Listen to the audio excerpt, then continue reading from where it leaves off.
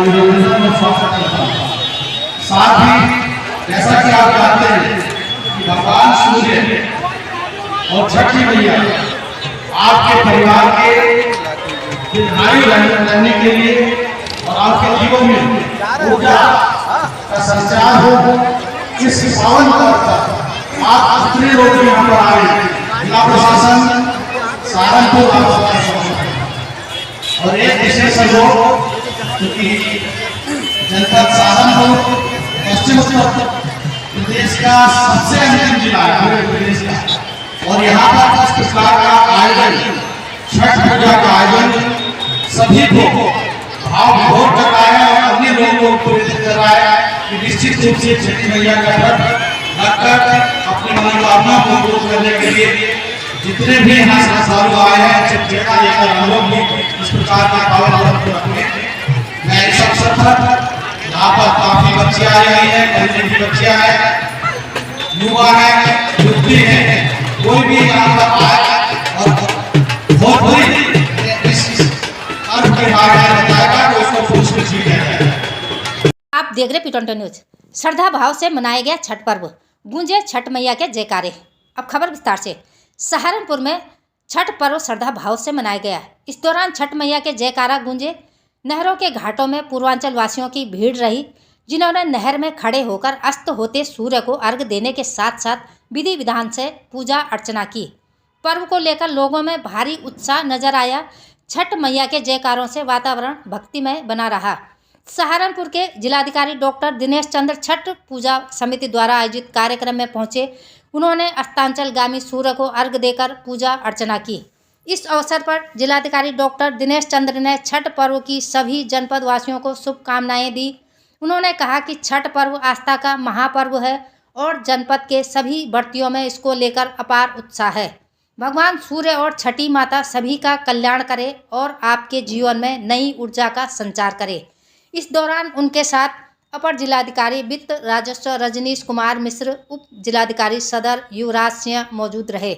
सहारनपुर से महेश कुमार की खास रिपोर्ट। खबरों के साथ जुड़े रहने के लिए चैनल को लाइक, शेयर और सब्सक्राइब अवश्य करें।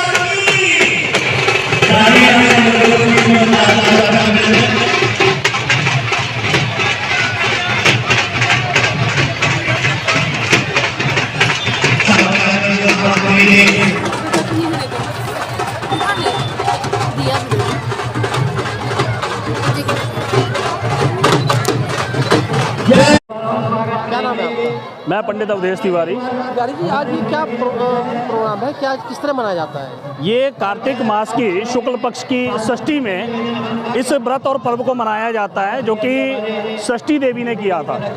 और प्रियव्रत नाम के राजा थे जिनके यहाँ संतति की कुछ समस्या रहती थी। तो एक बार जब उन्होंने पूजन किया, ध्यान किया, तो षष्ठी देवी ने साक्षात आकर उनको दर्शन दिया और कहा कि हे प्रियव्रत, तुम भगवान सूर्य की उपासना करो, और सूर्य की उपासना करके यदि तुम इस उपासना को करोगे, इस व्रत को करोगे, तो निश्चित तौर पे तुम्हारी जो है यह कामना पूरी होगी और तुम्हारे वंश में वृद्धि होगी।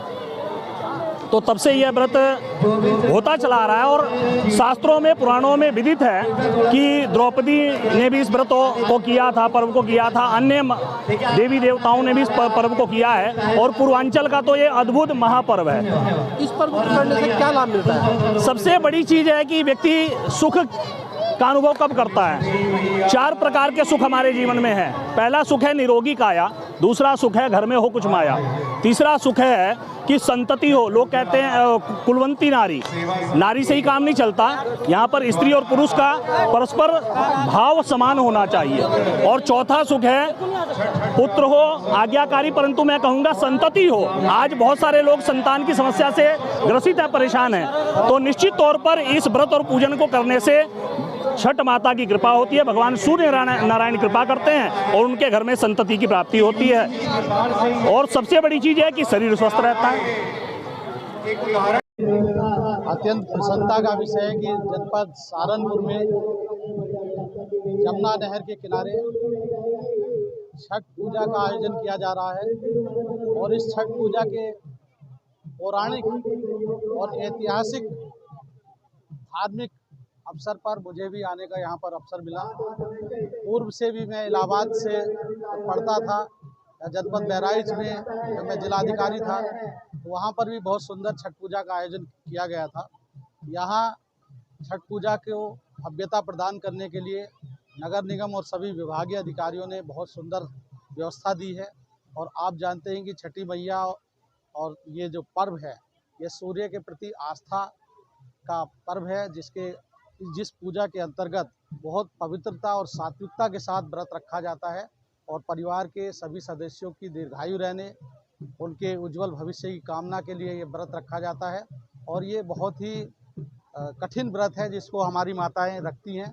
निर्जला व्रत होता है और इस व्रत में अपने बच्चों की दीर्घायु के लिए, अपने पति की दीर्घायु के लिए ये व्रत रखा जाता है। मुझे प्रसन्नता है कि छठी मैया और सूर्य भगवान जो ऊर्जा के प्रतीक है, वो सबके जीवन में ऊर्जा का संचार करते हैं, वो इस पर्व पर सभी लोगों को शुभकामनाएं देता हूं। और जितने भी श्रद्धालु आए हैं उनको किसी प्रकार की कठिनाई ना हो, ये व्यवस्था करने का हम लोग का दायित्व है।